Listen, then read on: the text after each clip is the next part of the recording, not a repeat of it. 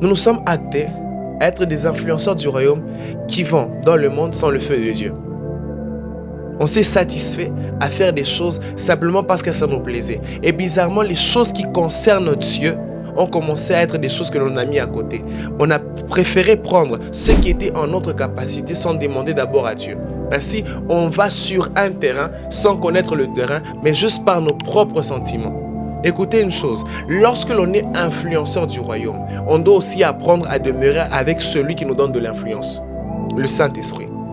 Tant que ton intimité avec Dieu n'est pas bonne, tant que ton intimité avec Dieu n'est pas sur la bonne ligne, comment espères-tu aller influencer le monde si le Saint-Esprit lui-même n'arrive pas à t'influencer dans l'intimité?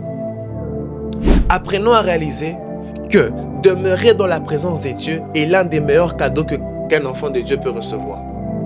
Parce que non seulement on y tire une influence, mais on est forgé à être de ceux qui, même s'ils vont sur un terrain capable de les influencer, ils ne tomberont pas. Pourquoi? Parce que la flamme qu'ils ont en eux ne s'éteindra pas en chemin.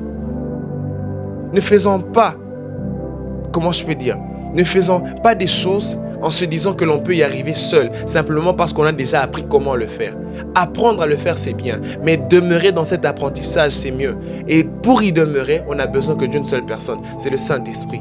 Nous ne sommes pas simplement le sel de la terre, mais nous sommes également la lumière du monde. Cette identité ne vient pas de nous, mais elle vient de celui qui nous la donne, le Saint-Esprit. Et lorsqu'on la perd, on peut faire somme d'éclairer, mais notre lumière est vide. Notre lumière est vide. À tous ceux qui se considèrent comme étant la lumière du monde, demeurez auprès de la lumière. Ne nous exposons pas comme étant lumière sans avoir celui qui est la lumière en soi.